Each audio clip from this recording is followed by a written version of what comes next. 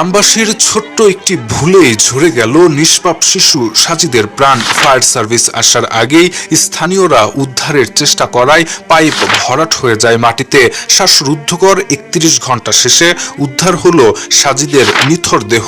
আবেগের বশে করা গ্রামবাসীর সেই ভুলটাই কি কেড়ে নিল শিশু সাজিদের জীবন? চলুন জেনে নেওয়া যাক এ প্রসঙ্গেই বিস্তারিত তথ্য। শিশু সাজিদের নিথর দেহ উদ্ধারের পর এই হৃদয় বিদারক পরিণতির পেছনের কারণ নিয়ে উঠে এসেছে এক চাঞ্চল্যকর এবং মর্মান্তিক তথ্য। ফায়ার সার্ভিসের পরিচালক লেফটেন্যান্ট কর্নেল মোহাম্মদ তাজুল ইসলাম চৌধুরী জানিয়েছেন, ফায়ার সার্ভিস ঘটনাস্থলে পৌঁছানোর আগেই স্থানীয়দের আবেগী উদ্ধার প্রচেষ্টা হিতে বিপরীত হয়েছিল। তাদের চেষ্টার ফলেই পাইপের ভেতরে প্রচুর পরিমাণের মাটি ও খড়কুটা পড়ে যায়, যার নিচে চাপা পড়ে শিশু সাজিদ। তিনি বলেন, সার্চ ভিশন ক্যামেরা দিয়েও যখন শিশুটির কোনো অস্তিত্ব দেখা যাচ্ছিল না, তখনই তারা সবচেয়ে খারাপ কিছুর আশঙ্কা করেছিলেন। এই একটি ভুলই হয়তো ৩২ ঘন্টার সব লড়াইকে ব্যর্থ করে দিয়েছে। ফায়ার সার্ভিসের পরিচালক এই উদ্ধার অভিযানকে তার কর্মজীবনের অন্যতম কঠিন এবং ঝুঁকিপূর্ণ অভিযান হিসেবে বর্ণনা করেছেন। তিনি বলেন, আগুন নেভানো বা পানিতে ডুবে যাওয়া উদ্ধারের চেয়ে এটি ছিল সম্পূর্ণ ভিন্ন। মাত্র ৬ থেকে ৮ ইঞ্চি ব্যাসের একটি পাইপের ভেতর থেকে একটি শিশুকে উদ্ধার করা ছিল প্রায় অসম্ভব এক চ্যালেঞ্জ।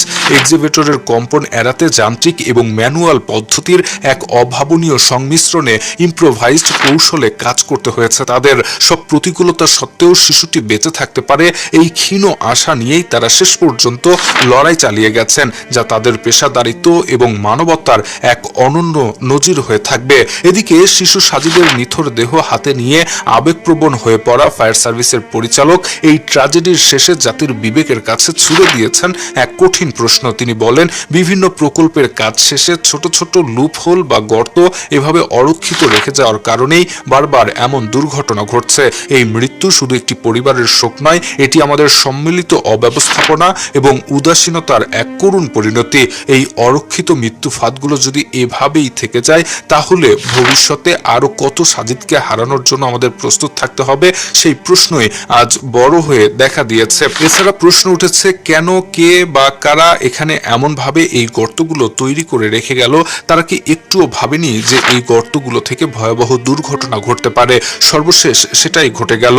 একজন শিশু সাজিদের মৃত্যুর মাধ্যমে আমাদের সমাজ, জাতি এবং বিবেককে চোখে আঙ্গুল দিয়ে দেখিয়ে গেল আমরা আসলে জাতি হিসেবে কতটা জঘন্য এবং কতটা দুর্নীতিপরায়ণ। আমরা আমাদের দুর্নীতি, অবহেলার কারণেই পদে পদে সারা দেশটাকে একটা মৃত্যু ফাঁদ হিসেবে তৈরি করে ফেলছি। Shahriar Alam, EBD news.